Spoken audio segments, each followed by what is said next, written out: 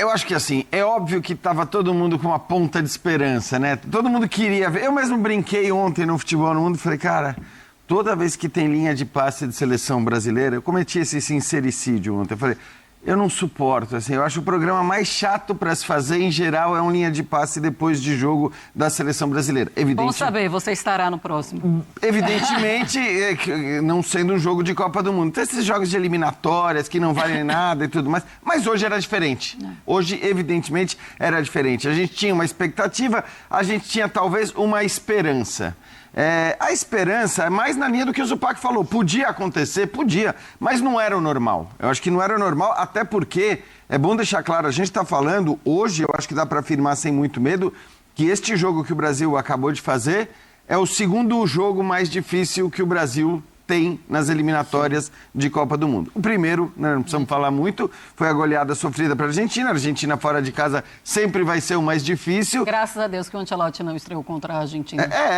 Agora, talvez também se tivesse estreado contra a Argentina, eu até acredito nisso. Dois, né, Jans? Não ia tomar goleada. Porque aí eu acho que tem o que o Zupac falou, a questão da organização defensiva, ela ficou muito clara.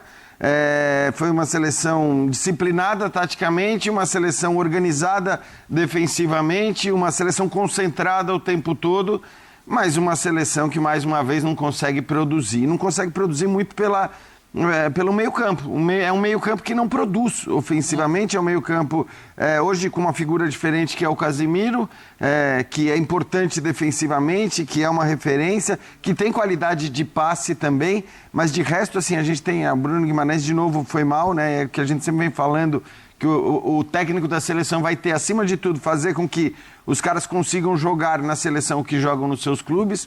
O Vini, dos três da frente, foi o que tentou um pouco mais, não conseguiu ser o Vini na sua melhor versão, mas foi aquele que tentou um pouco mais.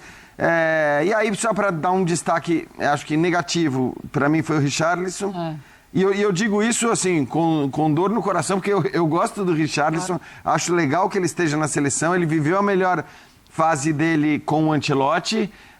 Mas obviamente tem um foco muito grande sobre ele, né? Quando ele foi convocado, muita gente criticou, e acho que no seu primeiro jogo, não quer dizer nada também, ele não foi bem. Em compensação, o Alex na zaga, talvez o melhor jogador da seleção brasileira hoje, e vale lembrar, né? Uma estreia, quer dizer, uma primeira partida como titular de seleção brasileira. Então, aí já para pegar as escolhas específicas do Ancelotti, né? Uma que não deu muito certo lá na frente, que foi o Richarlison, e uma que deu muito certo lá atrás, que foi o Alex. Vamos ficar com o Alex, então, viu, Zupa? Melhor. O Alex vai ficar mais fácil pra gente saber quem é quem ali na parte defensiva. Alexandre ter dois Alexandres existe, né? Um ao lado do outro. E ele pediu para ser chamado de Alex, né? Ótimo, então, tá assim... Alex R. Fala, Calçade, tudo bem? Olá, boa noite, tudo bem, Marcela? A minha expectativa não era grande, não. Não, porque... Eu estava muito iludida. Sim, sabe, se vem o Carlo Ancelotti, a gente muda tudo. É uma varinha mágica. Não é... Estava nesse nível, assim. A minha expectativa, ela era alta tarde, né, para Espanha e França. E aí ela foi perfeitamente preenchida. Acho que até houve um exagero.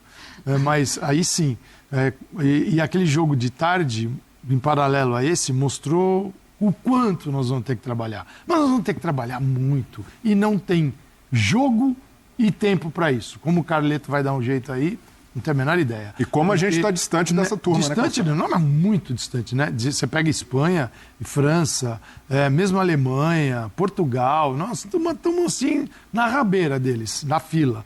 Agora, tem um ano para a Copa, pode ser. É que como a galera que começou a trabalhar de um jeito diferente, melhor, e a UEFA criou a Nations League, então você não tem mais espaço preenchido com porcaria.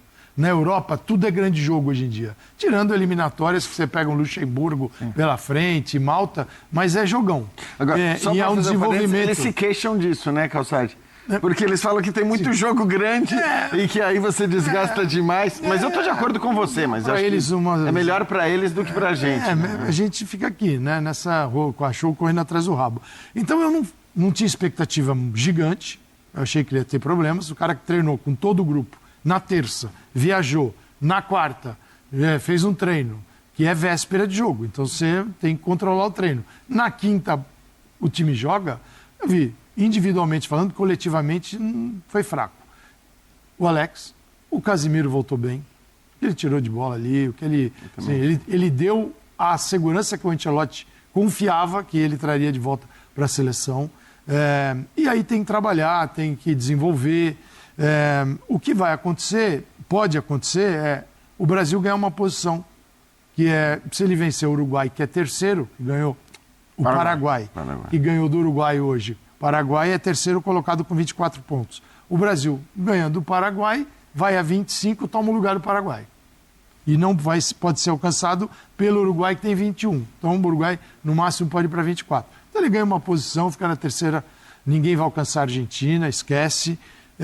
É isso. Eu vejo a seleção cheia de problemas, né? A grande tarefa do Carlos Ancelotti, se ele conseguir, é criar um meio de campo que jogue futebol. Isso não é um problema desta Copa, não é um problema da anterior e não é um problema nem de 2014. Há muitos anos o Brasil não tem um meio de campo referência. Você fala, uau, esses caras aqui são perigosos e jogam, né? E curiosidade nessa classificação, o Equador tem 6 empates, todos 0-0. Então o Equador, que é o segundo colocado das eliminatórias, tem 6 placares 0-0 nas eliminatórias. Então, eles tomaram 5 gols em 15 jogos. Ou seja, o Equador é resultado. Assim, o que o Equador empatou, o Brasil andou perdendo. Senão o Brasil estaria em segundo lugar como o Equador, à base de empates. E algumas vitórias, foram 7, o Brasil ganhou 6. Mas, sim, não estou... E sobre a expectativa de uma transformação imediata, que, de novo, poderia acontecer, porque o futebol permite, mas não era o lógico, até levando em consideração quem é o técnico que assumiu a seleção brasileira, né? Qual é a principal característica do Carlo Ancelotti? É ser um transformador, um técnico inventivo? Não, ele é um organizador de equipes. Talvez se tivesse assumido o Brasil um cara como o Guardiola, um cara como o Jürgen Klopp, seria mais natural que a gente conseguisse ver de uma hora para outra algo mais autoral ali acontecendo. A grande virtude do Ancelotti é organizar as suas equipes.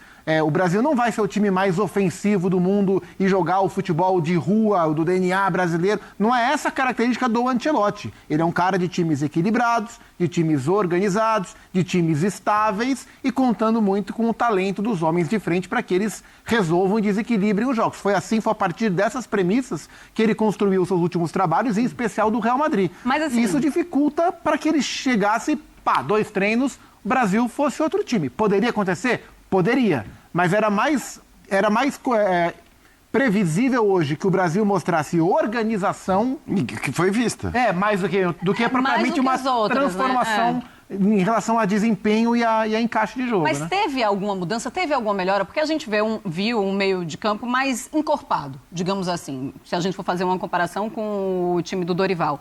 Mas ainda assim não é da maneira como imaginávamos. Um meio campo que consegue parar a bola, consegue organizar o time. Tinha um homem a mais, né? O Dorival jogava só com 2 no meio e com um a mais. 4 atacantes.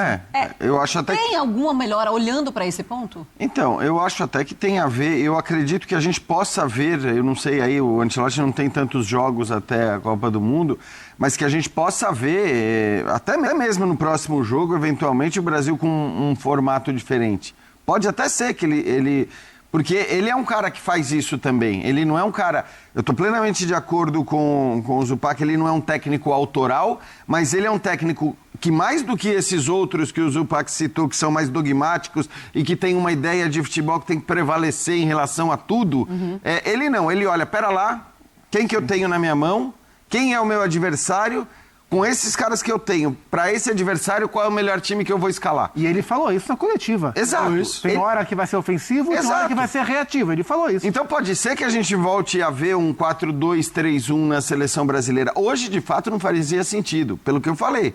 Pela qualidade do adversário, eu acho que pela chance que o Brasil tinha de perder este jogo, porque o Brasil que a gente vinha vendo tinha uma boa chance de perder esse jogo. Então, para mim, assim, os méritos, a organização defensiva, e de fato, você vai falar, organização defensiva, os laterais subiram muito pouco. Sim, subiram muito pouco, e é um preço... Ele quis segurar ele todos na linha... Estavam sempre. A linha quebrada. É isso. A linha estava sempre montadinha, organizadinha.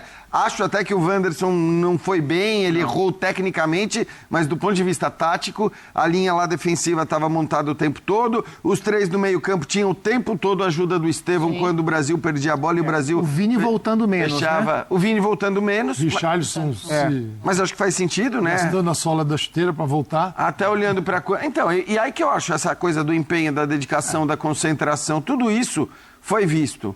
E acho que assim, é algo importante para você ganhar uma Copa do Mundo. É só um primeiro passo, de fato a gente está anos-luz das principais seleções europeias hoje, mas essa é uma realidade e essa realidade não ia mudar depois de um jogo de hoje. Sim. Se o Brasil tivesse ganhado de 4-0 do Equador, talvez se criasse aquela empolgação que foi criada quando o Diniz assumiu, que um monte de gente ficou até preocupado, falando, putz, mas e agora?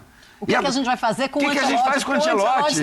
É isso, tinha um papo do Ancelotti e as pessoas falando, pô, mas agora o Diniz estreia goleando a Bolívia, o que a gente vai fazer com o Ancelotti? Aí no jogo seguinte, contra o Peru... Exato. Opa, pera lá. Então, assim, Vamos, Carleto, aquece. Não golear o Equador hoje não é a questão, não se empolgar depois do jogo de hoje não é a questão. A questão é a grande diferença que de fato existe em relação ao que a seleção brasileira tem apresentado nos últimos anos e o que a gente vê algumas seleções europeias apresentarem. Não pode esquecer que essa também foi uma convocação várias mãos, né? Sim. Tem jogadores do Ancelotti, por exemplo, o Alex da zaga, o jogador dele. É um cara que viveu tantos problemas com zaga, com os zagueiros no Real Madrid, devia estar olhando para todos os zagueiros no mundo. Ele estava na última pré-lista do Dorival, mas quem convocou foi a Ancelotti. Primeira convocação. Porque é o cara que estava ali enxergando do lado dele e certamente o Real Madrid olhando os zagueiros todos os lugares. Então isso era fácil para ele. E outros que ele vai conhecer. Por exemplo, o Gerson. Olha, você precisa de um meia, um jogador que atua no meio de campo dessa forma, tem esse aqui. O que você acha? Ele pode até conhecer à distância, mas ele está mais próximo do futebol. O Hugo, terceiro goleiro, ele não conheceu o Hugo. Jamais. Né? Agora, o Richarlison, Casemiro, Danilo, Alexandre. O Estevão. Esses são muito dele. Eu conheci o Estevão e ele mesmo falou isso. Eu não conheço o Estevão, estou conhecendo agora, vendo pessoalmente, vi algumas coisas, alguns vídeos. Mas acho que assim, caras que a gente pode afirmar que são dele, né? Assim, Casemiro, o Alex, o Richarlison, o Danilo e o Alexandro. Acho que o Ederson, que já vinha sido, que não entrou, mas. O Vini.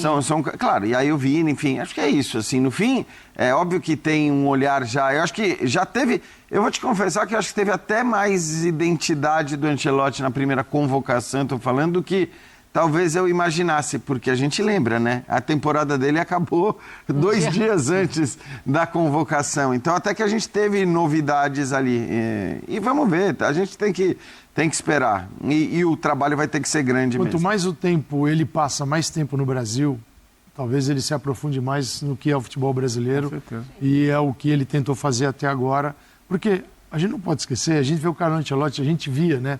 Todo final de semana, durante a semana, às vezes, na tela, dirigindo o Real Madrid. E a proximidade que a televisão traz desses times, parece que esse cara, que todos estamos vendo o mesmo futebol. Não, nós estamos vendo o Ancelotti, ele não estava vendo a gente. O Brasil é uma novidade, ele tinha ido para Fortaleza uma vez, ele mesmo disse, agora ele está conhecendo as coisas. Foi um choque de realidade talvez seja diferente. Para o Ancelotti ver o time em campo contra o Equador, ele pode ter se assustado com o que ele viu? Eu acho que ele viu aquilo que ele sabia que ia ser duro e não podia perder. Então, acima de tudo, ter um time com uma consistência defensiva para não sair derrotado. Aí ia ser uma pancada forte estrear com derrota. Mas sim, ter Casemiro, uma linha de 4 estruturada, que você viu o Brasil quando perdia a bola, a linha de 4 ali, os defensores com os laterais estavam estruturados. Aí não é trouxa, né? O Richarlison conhece o Ancelotti, sabe o que o Brasil precisa. Ele precisa ganhar uma vaga na seleção. Então ele correu pra caramba. Vinha correr atrás de volante, vinha tirar a bola na lateral. Chegava até a confundir onde é que ele estava jogando. Ele voltava. Eu acho que o choque de realidade que ele teve foi quando ele viu que o jogo ficou parado mais de 5 minutos para trocar o pau da bandeira. Ali ele falou, que passa? E é engraçado, né? E quem é que coloca, né? Eu acho que todo mundo pensou nisso na hora, né? Falou, putz, agora... Você leva alguém para sua casa, ele vai ter na última rodada, quando for jogar em El Al. Mas eu acho que ele teve um outro 4.000 choque. metros. Eu acho que Aí ele vai ser um... que ele poderia ter ido para Quito hoje, né? Se O fosse. Equador foi bem imagina. bacana. Pegou Mas calor de 30 graus à noite.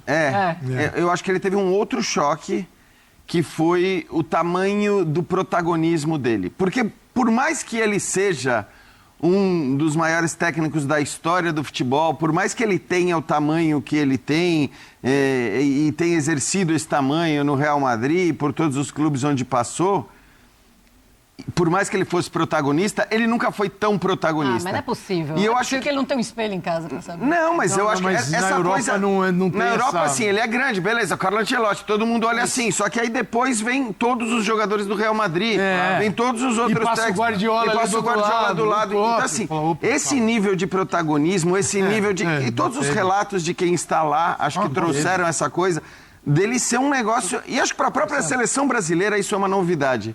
Porque a seleção brasileira, acho que nunca teve, eu não consigo me lembrar, pelo menos na história mais do que, o seu técnico como grande protagonista. Mesmo quando o Tite assume com aquela moral lá em cima e tal, era uma coisa mais do Brasil. E tinha o ou Neymar Zagallo. jogando. E tinha o Neymar em 2016. Isso. Aí mesmo vem os Zagallo. jogadores... E é um cara... né? Isso, e assim, da crença de saber o que... Agora, essa coisa de chegou a seleção brasileira, vai todo mundo pra cima do técnico... Porque é um momento de descrédito, não só da seleção, mas da própria geração, para muita gente, e é contratado nesse momento de descrédito para mim não é para mim não há nem discussão se ele é o maior técnico da história, porque ele não é, mas um dos maiores técnicos e um dos grandes vencedores da história. Então junta o tamanho do Ancelotti com, infelizmente, o tamanho menor que a seleção se apresentou nos últimos anos e gera essa impressão de que é um ET entre nós. E talvez, Zupa, ele consiga entender o que acontece com o Vinícius Júnior quando põe a camisa de seleção, porque ele vestia a camisa que ele dava para o Esse é a grande chave da coisa. Como fazer o Vinícius ter a mesma desenvoltura, porque é incrível, não é que o Vinícius joga no Brighton, ele joga no Real Madrid. E ele consegue assumir toda essa posição de ser um superstar no Real Madrid, de ganhar prêmios internacionais e render.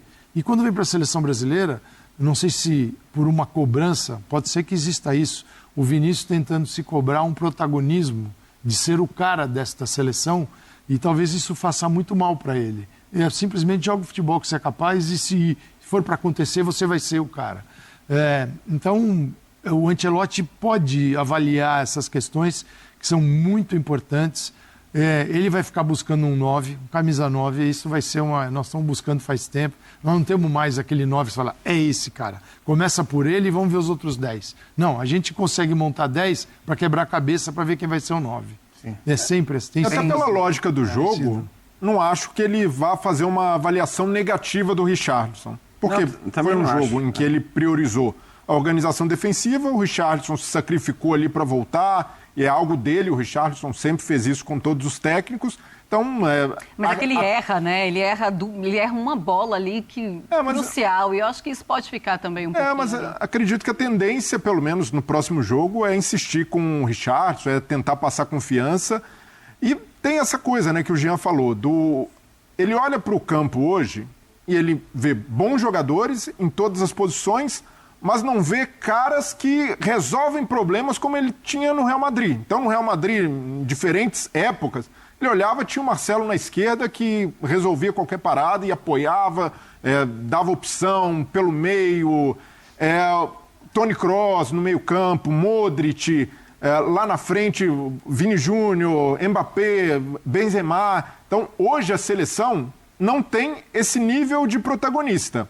E aí é muito do treinador também forjar essas novas lideranças, e aí não é só a liderança de ânimo, de vestiário, é liderança técnica, que no momento em que o jogo está embaçado, está tudo fechado, ou está ruim, o adversário está marcando bem, vai conseguir tirar um coelho da cartola. Então é um processo que ele não vai conseguir em 2 jogos de data FIFA. Acredito até que em setembro ele pode ser mais cobrado, porque vai ter uma convocação totalmente autoral, ele já vai ter visto jogadores em ação no campo. Agora, e até o Estevão, por exemplo. O Abel passou a dar mais liberdade para o Estevão no Palmeiras de circular pelo meio, de sair um pouco da direita.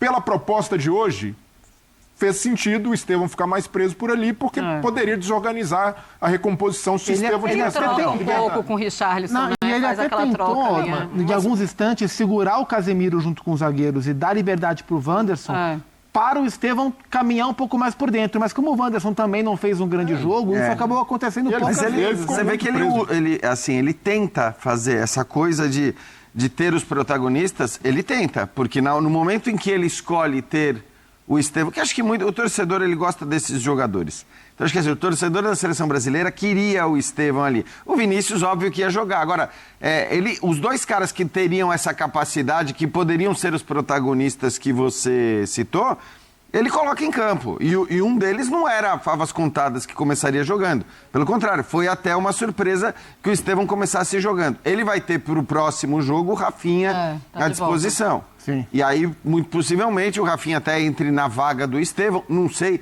se de repente ele achar que é o caso de... O Vinícius por dentro, o Rafinha na exato. esquerda. Ele pode ter o Rafinha, o Vinícius e o Estevão, até pode fazer isso. Mas também a gente não sabe nesse momento o quanto o Ancelotti vai querer consolidar uma formação tática, uma maneira de jogar, para depois buscar as variações. Ou se ele já vai, desde já, ele vai trabalhando as variações. variando. É porque ele não tem muito tempo, Não né? tem, até Exato. você estava pegando as últimas escalações do Real Madrid, você tem Real Madrid jogando contra o Barcelona com 3 no meio, a final da Copa do Rei. Tchouaméni, Valverde, Ceballos para marcar o lado, ainda tinha o Bellingham, Rodrigo e Vinícius. O Rodrigo joga no Real Madrid desse jeito aqui, que a gente viu o Estevão, assim, que é com liberdade até. Você não vê o Rodrigo assim, preso ao lado direito, não saia daí. O Rodrigo se Fazendo associa trilha, né, tão bem, ele se associa tão bem com o Vinícius, o Rodrigo se manda com o Carvajal passava, então, sim, ele tendo um lateral que ocupe esse espaço, ele permite ao ponta também... Hoje ele cortou o Wesley do banco. Ele deixou o Danilo como opção. Porque ele tinha um lateral de cada estilo, né? Assim, que para fechar, acho que se o Brasil, de repente, sei lá, fez um gol, fala assim, peraí, Danilo aqui. Experiência, 45 minutos, 30, eu seguro. E ele já jogou contra a Barcelona, vai falar de um grande adversário, final da Copa do Rei com 3, mais o Bellingham, e foi jogar no Olímpico de Montjuïc com 2, no 4-2-3-1. Com o Bellingham também, mas se aproximando. Então, assim, qual é o formato dele? Bom, quando ele tinha Casemiro, Kroos e Modric, isso, ele ninguém mexe muda bem de acordo com... quando começou a surgir o Valverde podia fazer não era um falso ponta, mas ele era um homem de meio de campo, pelo lado. O Brasil pode ter um homem de meio de campo pelo lado? O professor, o Gerson, faz isso no Flamengo. Você pode ter um Gerson, o Andreas Pereira, de repente Rafinha e Vinícius, com 2 volantes? Pode.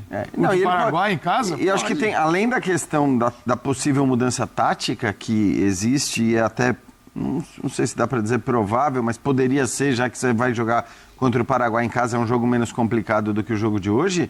Tem uma questão que, aliás, é algo muito comum às seleções europeias, que é a coisa de você mudar o time de um jogo para outro. Mudar as peças, ainda que você mantenha o esquema tático. Sim. Então dizer, o Wesley foi cortado do banco, o Wanderson não foi também, o Wesley começar jogando, eu não me surpreenderia se o Wesley começasse jogando a partida contra o Paraguai. E faria sentido. E faria sentido, até porque ele precisa também, né? Sim. Primeiro que ele precisa ter subsídio para saber se ele vai convocar de novo, se não vai convocar de novo, quanto ele pode contar, o quanto não pode contar. Ele não tem um ciclo de 4 anos, ele precisa tomar decisões em jogos e para tomar essas decisões, talvez ele tenha que mudar. Então pode mudar os 2 do meio campo, talvez não os 3. Ou ele começa a mudar muito de um jogo para o outro, ou ele vai mudar muito pouco de uma partida para se acostumar à equipe.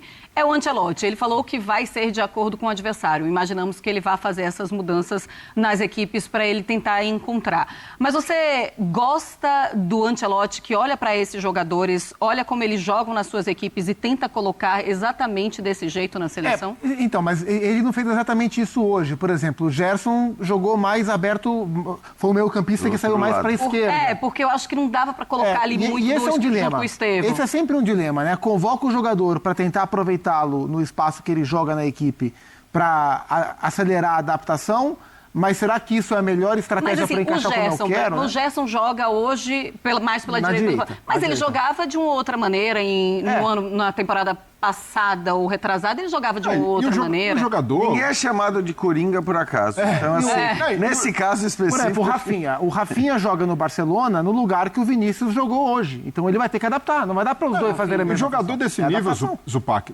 precisa se virar. E eles são capazes. Não, olha o Equador, por exemplo. O cara tem 2 zagueiros canhotos, o Ncapié e o Pátio. O Pátio no PSG joga com o Marquinhos pelo lado esquerdo, jogou do lado direito, tranquilo, sem nenhum problema, jogou bem, por sinal, tá numa grande fase.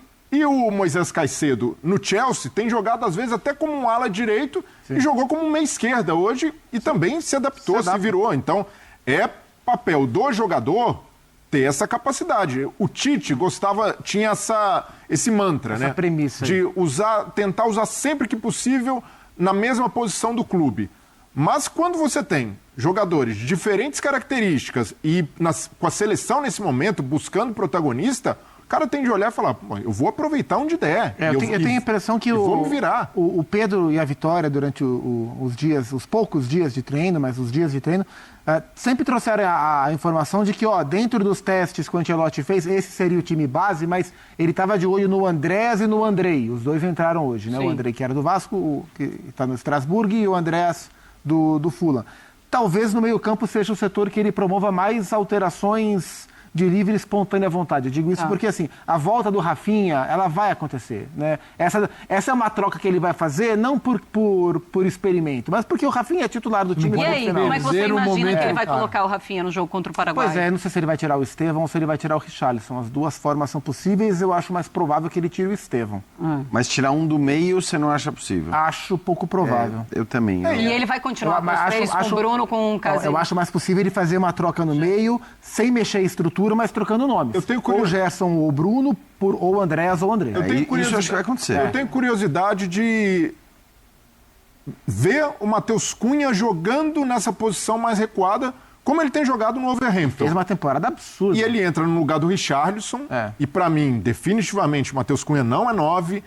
Até entrou hoje com liberdade para buscar jogo no meio. E aí o Gabriel Martinelli, que já tinha entrado também, centralizava um pouco mais. Mas ainda assim, o Matheus Cunha, com o talento, com a força que ele tem, ele pode fazer, por exemplo, a função que o Gerson fez hoje. Mais recuado e até com liberdade também de chegar mais à frente. O Gerson acabou ficando sobrecarregado também na marcação, até pela força do meio-campo do Equador. Mas eu gostaria, até pelo fato do Brasil jogar em casa, Matheus Cunha seria um nome interessante para dar mais criatividade no meio, até para se aproximar mais dos homens de frente. Como é que Marcela. vocês veem no jogo contra o Paraguai e quais as mudanças que vocês imaginam que o Ancelotti vai fazer e deve fazer para apresentar um futebol melhor? Eu só cravo a entrada do Rafinha. Embora eu ache Isso vai que... acontecer. Embora eu ache que outras mudanças vão acontecer, também apostaria nesse momento, apesar de eu achar que a lógica ancelotiana pode até apontar uma mudança de sistema tático, mas acho que é tão começo de trabalho que talvez ele mantenha esse 4-3-3 Só faça uma aí. adaptaçãozinha E aí. aí muda peças, até para avaliar. Então, mudar as peças que não foram tão bem. Então, pode até ser o Matheus no lugar do Richarlison, o Rafinha no lugar do Estevão, sei lá, o Wesley no lugar do Wanderson. Ele tem duas opções aí. Né, sai o Bruno, tem o Ederson, tem o Andrei, tem várias opções de meio A campista. convocação dele permite uma série de mudanças, né? Ele pode jogar com lateral como o Danilo, se quiser o Danilo como lateral, cara que ele é mais um zagueiro hoje do que um lateral. Mas pra Ele esse jogo talvez não fizesse não, tanto sentido. eu digo assim, mas ele tem uma altura no meio de campo até onde ele vai, você não vai ver o Danilo passando que nem um foguete, como Não, faz isso o é Wesley. quase como um volante ali. E né? assim, talvez ele veja o Danilo até como um jogador diferente, né? Não um lateral, porque ele levou 2 laterais direitos. Mas ele pode jogar com 2. O Gerson pode jogar como segundo volante, faz isso no Flamengo? Pode, faz isso no Flamengo. Mas eu não quero. Tá bom. Ele pode ter Estevão. Se ele começar a mexer muito, né, em mudar as posições, por exemplo, no Real Madrid, ele jogou muito com o Vinícius e Mbappé. Não o Vinícius aberto. O Vinícius joga aberto, joga por dentro. O Vinícius variou nessa temporada. Pode ser Vinícius. É que para jogar em casa, você não vai fazer um time meio com cara de contra-ataque. É isso. Como foi de hoje, velocidade. por exemplo. Exato. Você não vai E é o fazer. Paraguai, né? Você faz um time, talvez, pensando Paraguai, terceiro colocado nas eliminatórias, estou na frente do Brasil, peraí, calma, muita calma. Você não vai o Paraguai loucão em cima do Brasil. Então é um time que ele precisa de mais posse, mais coordenação, a bola circulando mais, e se ele conseguir ter um trio no meio de campo que faça isso, com participação dos atacantes, funciona. Se ele quiser ter mais um jogador no meio de campo, ele pode também.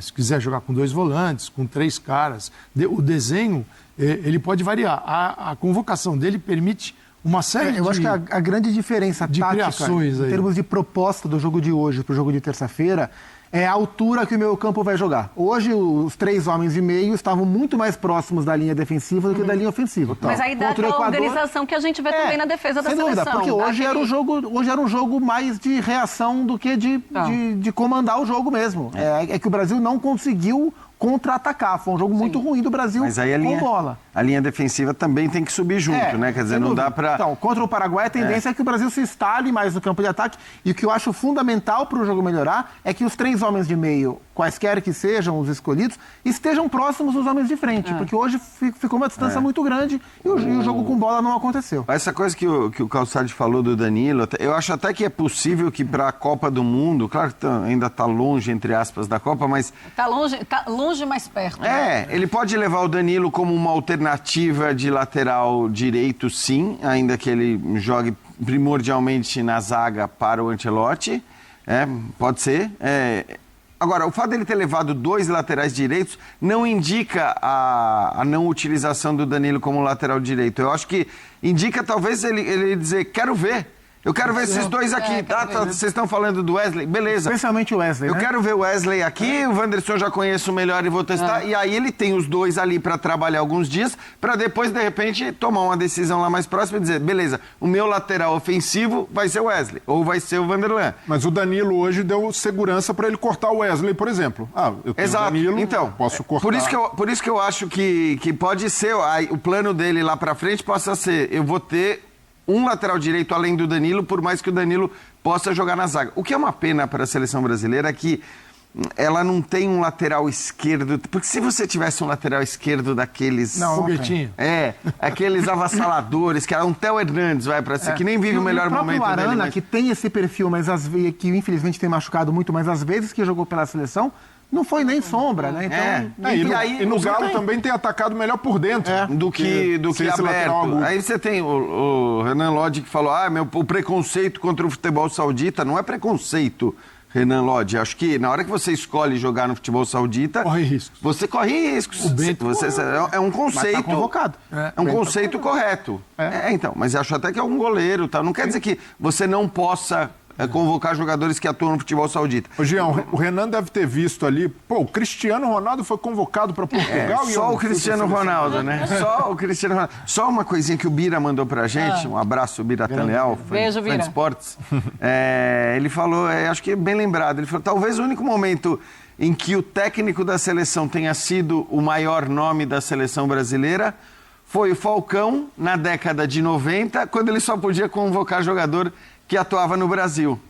E, de fato, ali havia uma expectativa muito grande, porque o Falcão vira técnico da seleção, porque ele era comentarista na Globo, então ele tinha toda aquela visibilidade, era uma unanimidade, assume a seleção brasileira com alta expectativa e a sua seleção, naquele momento, só tinha jogadores que atuavam no Brasil. Então, realmente, talvez ali o Falcão fosse o maior nome da seleção, mas acho que nada se compara com o que a gente viu hoje. Cara, coisa dos câmeras lá na hora que ele entrou em campo. Nenhuma dúvida, assim. E, inclusive, em relação à imprensa mesmo. A Vitória e o Pedro falavam ontem no Sport Center que, assim, ficou uma fila. Não deu para colocar todas as pessoas dentro, todos os jornalistas que gostariam, do Equador, que gostariam de falar com o Ancelotti, eles ficaram do lado de fora. Vai ver o que agora contra o Paraguai. Vai ser um absurdo, em cima. Não tem o que fazer. O Vini Júnior, nesse jogo, ele foi melhor do Vini Júnior da seleção brasileira que estávamos vendo com o Dorival? Ou muito parecido? Ia forçar a barra, eu acho. E assim, como o Jean falou, tentou ali no 1 contra 1, até no primeiro tempo, levando vantagem em uma ou outra jogada, mas sem conseguir progressão, né? Passava de um, já tinha a cobertura chegando, mas do Vini, é muito injusto também colocar toda essa carga nele. O cara veste a camisa da seleção e sente. Ele pode sentir pela cobrança, pelas comparações, mas eu não acredito que a ponto de esquecer de jogar futebol. E é isso, ele continua tentando. Só que as condições são muito diferentes do Real Madrid. Então, no Real Madrid, a circulação de bola, aí, pelo menos havia, né? Porque nessa temporada também não funcionou. Mas havia ali movimentos coordenados de contra-ataque que davam para ele a condição de 1 contra 1 de fato, de não ter cobertura. Então, hoje, por exemplo, hora nenhuma, o Vinícius Júnior pegou só passar de 1 e chegar no gol. Não houve, porque havia essa distância do meio campo, o Richarlison ficou muito preso na marcação, o Estevão também não tinha essa liberdade para, às vezes, se associar e mudar completamente de lado para se aproximar do Vini. Então, aos poucos, o Ancelotti vai perceber isso e vai tentar criar esses mecanismos para ajudar o Vini. Agora, só botar na conta dele, olha, o Vini não joga bem na seleção porque é no Real Madrid que ele tem a magia. Quem joga bem? Exato.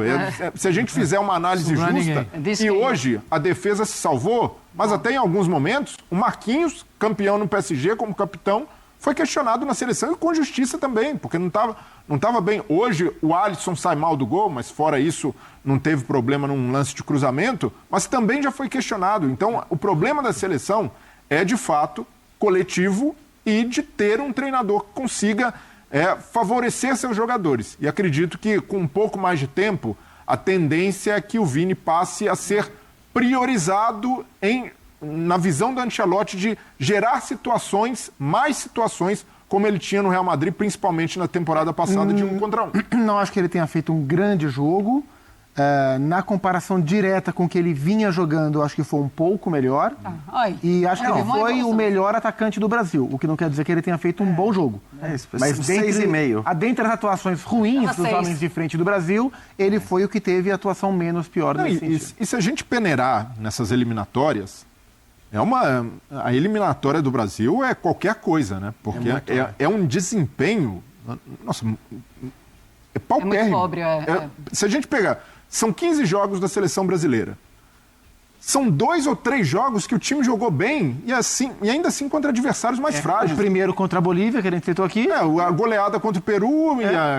Mas ainda assim... Os bons jogos foram graças aos... Mas se a gente pegar jogos contra Uruguai, contra Equador, contra Colômbia, contra a Argentina, o Brasil não jogou bem em nenhum deles. Contra adversários de alto nível. A exigência tem que ser essa. A exigência ela tem que ser coletiva. Eu acho que não faz sentido, não cabe se exigir do Vinícius Júnior o que se exigiu ou se exigia do Neymar. Porque eles não são jogadores, para mim, compatíveis do ponto de vista da qualidade, do potencial. Obviamente, se me dissessem hoje, quem que você quer que vá para a Copa do Mundo? Vinícius e não o Neymar, porque parece pouco provável. Mas são prateleiras diferentes. Mas são prateleiras diferentes. Então, acho que assim, quando você tinha aquela ideia de que o Neymar tem que ser o cara que vai desequilibrar, que vai fazer o Brasil ganhar uma Copa do Mundo... Assim, primeiro, são pouquíssimas as seleções que tiveram ou têm a possibilidade de olhar para um jogador e fazer isso, e dizer isso. Mas mesmo nessas seleções, o trabalho não é em torno de um jogador. Ok, a Argentina foi campeã do mundo fazendo isso. Em torno do Messi. Mas era o Messi, só o Messi. E não dá para comparar o Messi com absolutamente ninguém. Portugal fez isso com o Cristiano Ronaldo, o único cara que conseguiu, por incrível que pareça, rivalizar com o Messi durante toda a carreira dele. E aí esquece, esses caras estão lá em cima. Esse negócio de querer pôr outros jogadores junto a Messi e Cristiano Ronaldo dos últimos 20 anos, você não vai colocar. Você pode dizer que o potencial do Neymar seria um potencial para brigar com eles. Aí eu estou plenamente de acordo. Mas o potencial já foi. Quer dizer, agora o quanto a gente vai conseguir espremer, se vai conseguir espremer ou não, o Neymar é outra coisa. Agora, o Vinícius não é esse cara.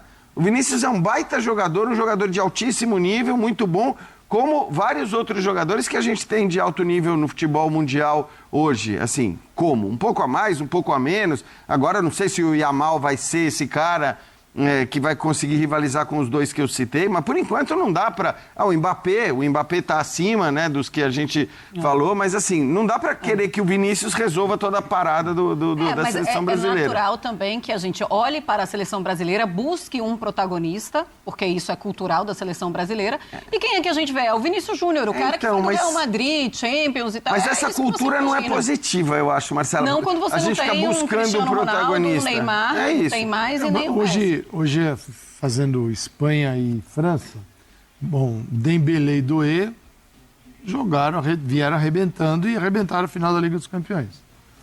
Só que hoje na seleção eram caras totalmente diferentes. O Dembélé naquela função pelo centro do Luiz Henrique não era, tinha o Mbappé ali, ele vai jogar do lado. E no caso, só para traçar um paralelo, o Didier Deschamps botou 4 atacantes no time. O que não quer dizer que seja uma saída, porque a equipe ficou desequilibrada, em função do meio de campo da Espanha ter mais gente. Criou muito, né? Mas criou. Até mais bastante. Do que a Espanha. Só que quando a Espanha foi... Era um perigo. 1, 2, 3, 4, 5, até a Espanha falar, ganhamos o jogo. Aí começou a tomar 2, 3, 4. Mas, para dizer o quê? Você veja que o comportamento, você não consegue... nem sempre você traz do time e põe na seleção, ou da seleção leva para a equipe. Sim, essa transferência nem sempre. Tem um cara que conseguiu fazer isso aos 52 minutos do segundo tempo da carreira dele, que foi o Messi. Sim. Ele não conseguia transportar o Barcelona para a seleção da Argentina. Verdade. Ele passou uma Copa, passou outra, Copa América. Desistiu, se aposentou, voltou. Então você fala assim, tá faltando o craque. A Argentina tinha e não conseguia. Até o dia que deu certo. Conseguiu, assim... Ganhando do Brasil no Copa. E conseguiu porque, assim, a seleção toda, e aí, assim... Se voltou para ele. Se voltou para ele. Mas estou falando de todo mundo. Eu estou falando de técnico, de jogadores, goleiro, de companheiros. Todo mundo falou, não, beleza. A gente precisa desse cara para ganhar a Copa do Mundo. E aí, assim, só que o Messi justificava Exatamente. que você fizesse isso. O Messi justificava você dizer, não, beleza, eu vou ganhar a Copa do Mundo por sua causa. Porque sem você, provavelmente, eu não ganharia a Copa do Mundo. Foi o que a Argentina fez, deu certo, poderia ter dado errado, mas o fato é que hoje o Brasil não tem esse cara. Bom, deu certo e continua dando certo. Continua dando certo. Mas hoje o Brasil não tem um jogador para dizer, seja pela... Poderia ser. E acho que o perfil de personalidade de uma geração, da geração do futebol argentino para a geração do futebol brasileiro é diferente também. Verdade. O nível de imposição que os atletas brasileiros mostram quando eles saem do contexto dos clubes e se apresentam na seleção, eu acho que diz muito sobre a maneira que os jogadores brasileiros são formados hoje. Acho que da geração do Neymar para baixo, e eu faço uma relação muito com o impacto que todo esse convívio com rede social, o impacto que isso tem na sociedade brasileira, no atleta brasileiro. Eu acho que a gente forma jogadores com menos capacidade de imposição fora desse contexto de clube. E acho que isso acaba atrapalhando que o Vinícius assuma o papel que a gente espera dele, que o Rodrigo assuma o papel que a gente espera dele. Mas por que você acha que no clube ele tem esse Porque contexto? eles estão dentro de um ambiente europeu. Então, mas nesse aspecto eu acho muito bom que... E os argentinos acho que têm uma formação um pouco diferente. Sim, é verdade. Mas os próprios europeus dizem isso da questão da mas é na formação de atleta, né? Não é nem... Não estamos falando e aí de a gente vai sociedade. falar de maturidade, da maneira como os jogadores eles são criados nas bases brasileiras, como eles saem muito cedo, como eles se adaptam muita aos coisa seus impacta clubes. nisso. Tudo isso impacta, além de saber com quem eles estão jogando nos seus clubes, nos seus grandes clubes. Eu não consigo conceber que um cara que consegue jogar, como vale para outros jogadores também, mas o Vini consegue jogar no Real Madrid.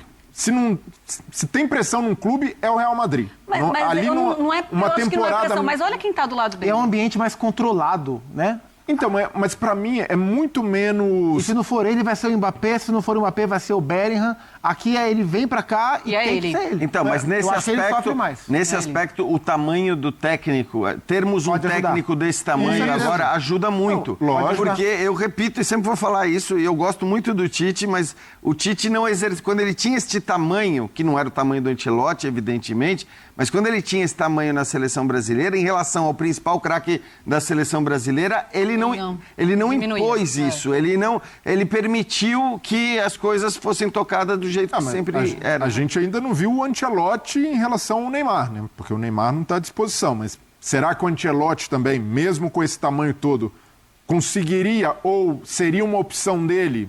Ah, não, aqui a banda toca diferente e vou seguir assim? Acho que sim. Porque não, eu também, eu quero acreditar que sim. Mas se um cara como o Tite, que também tinha, quando o Tite chegou à seleção, ele tinha o mesmo status do Ancelotti em relação à unanimidade. Sim, Ele chegou, a unanimidade, não havia sim. contestação Ao tamanho, não. alguma. É por isso que eu digo que era o único momento que alguém, em relação ao Neymar, como você está falando, poderia ter sido um pouco mais duro, ter exigido mais profissionalismo. Hoje o desafio do Ancelotti é 1000 vezes maior, porque basta ver o que o Neymar tem feito no Me diga dia a uma dia coisa, da vida dele. Outro treinador mas teria convocado o Neymar Não, nessa assim, data maior. Acho eu que acho sim. O Dorival Acho que sim. convocou. O Mas Dorival- eu acho que pro Ancelotti é menor, porque ele olha pro Neymar e fala assim, meu amigo, depende de você. Não, mas Enquanto então- você não apresentar o que eu preciso pra minha seleção brasileira, eu não vou te convocar. Não, então, agora mas é que eu não acredito mas outro muito- treinador teria trazido o Neymar do jeito que ele tá. Não, eu acho- Da maneira como ele foi, acho vamos dar que um sim, jeito, vamos organizar mas a eu- seleção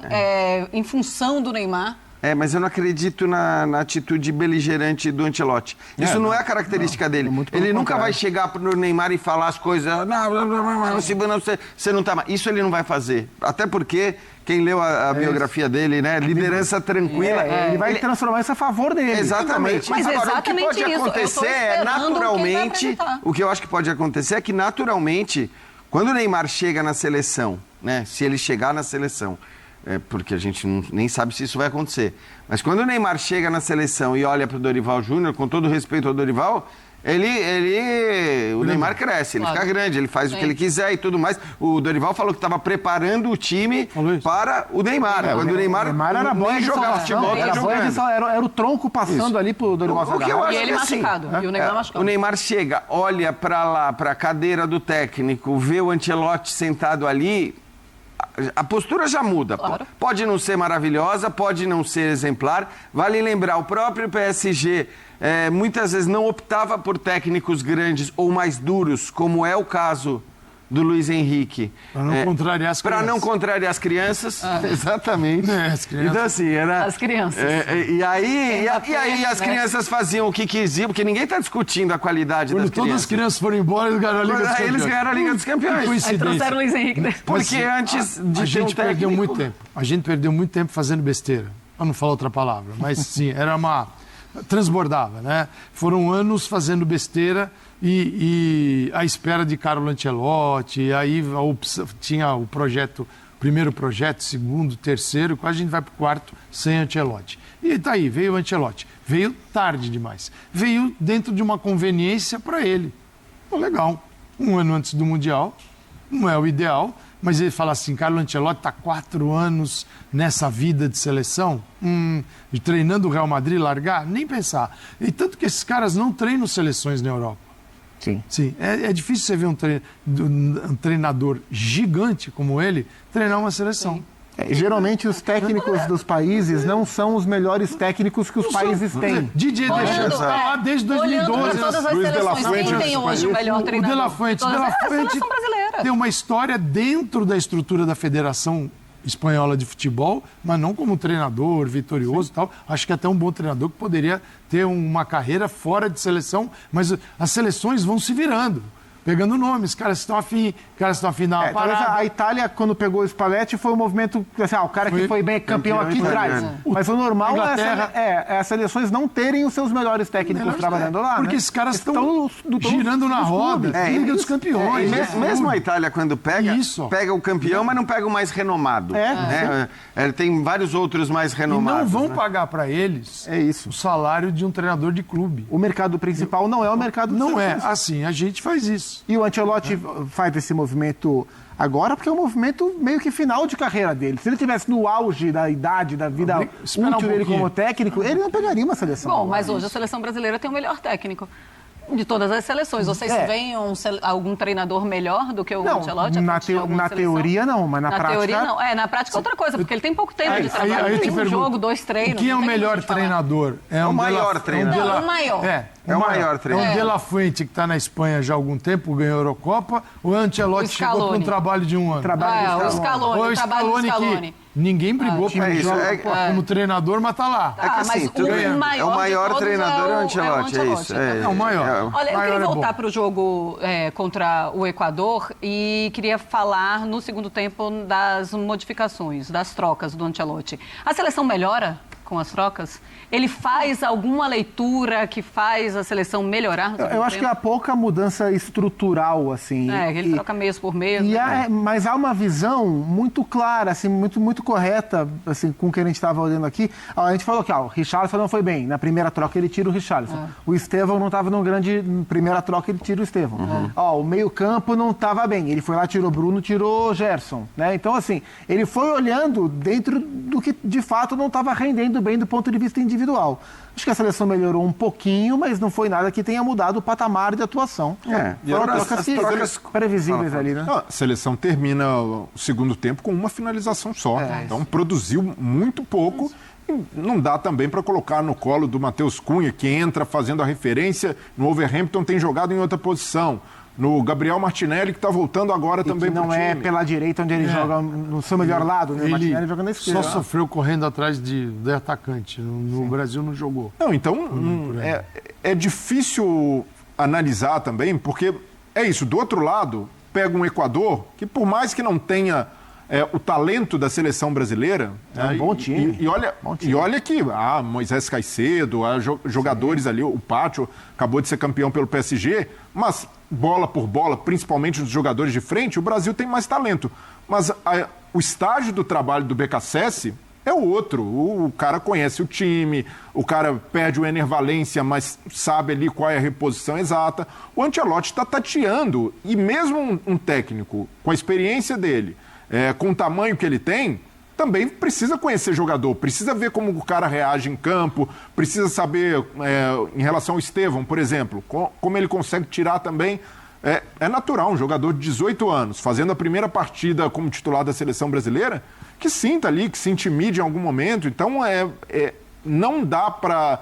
Eu sei que a expectativa, e é isso, não dá para dizer que não foi frustrante, mas, por outro lado, não dá para cobrar nem mesmo do Ancelotti que faça milagre num jogo, que a seleção se transforme e que isso seja uma coisa perene. Então, é um trabalho que, por mais que seja de tiro curto, pensando na Copa do ano que vem, com poucos jogos ainda de eliminatórias, é complexo, e ainda mais se a gente comparar com o estágio de outras seleções sul-americanas. Eu resumiria assim, ele fez as alterações, olhando para o rendimento dos jogadores e para o que estava acontecendo no jogo, ele fez as alterações corretas e elas não deram muito resultado. É isso, para mim é resumo. Olhando para o jogo, eu penso que a organização, os jogadores concentrados é o que mais me chamou a atenção. Parecia que eles não queriam errar em absolutamente nada, porque o Carlo Ancelotti estava chegando e eles queriam mostrar ali o bom futebol. Não conseguem fazer isso. Eu acho que até a atenção também dessa estreia de ter o Carlo Ancelotti. Tem um momento em que o Estevão erra um passe ali na frente dele e aí ele olha assim para o Ancelotti, não, calma, tenta dar uma tranquilizada. Inclusive, nos treinamentos, ele conversa muito com o Estevão. Ontem ele conversou muito com o Estevão, porque ele sabe que é um menino e sabe também que ele pode sentir nesse momento na hora que o Estevão sai, brasileira como titular. Ele vai lá abraçar efusivamente o Estevão. Tal. Acho que é o obviamente jogador que mais demanda esse olhar. Isso. E ele sabe disso. E ele não é um precisa fazer isso com o Casemiro. E é o técnico que recebeu o Vinícius muito jovem, que recebeu o Hendrick muito jovem. O Rodrigo muito jovem. Isso ele sabe como é o atleta brasileiro dessa idade. Você pega o Valverde, o que o Valverde, como chegou o Valverde, como ele... Que jogador ele é do Real Madrid. Então, assim, acho que é um cara que já fez esse trabalho, está disposto a fazer, porque não tem alternativa, você não vai perder um talento, porque você tem que desenvolver. E ele sabe que um jogador desse pode... E vamos ver, porque o Estevão vai ter um ano de Premier League. Como é que vai ser esse ano? Vai ser um ano ativo, que vai crescer? Vai ser um ano que vai passar no banco? Seleção, né? Porque ele faz muito isso com vários jovens, ele fez os caras evoluírem absurdamente, mas trabalhando todos os dias com esses jogadores. Na seleção é diferente. Eu vou dizer uma coisa, eu vou passar o pano pro Ancelotti, mas os jogadores, eles me decepcionaram, não sei, a tensão ali deles e o que eles não conseguem demonstrar nesse jogo me deixou um pouco decepcionada.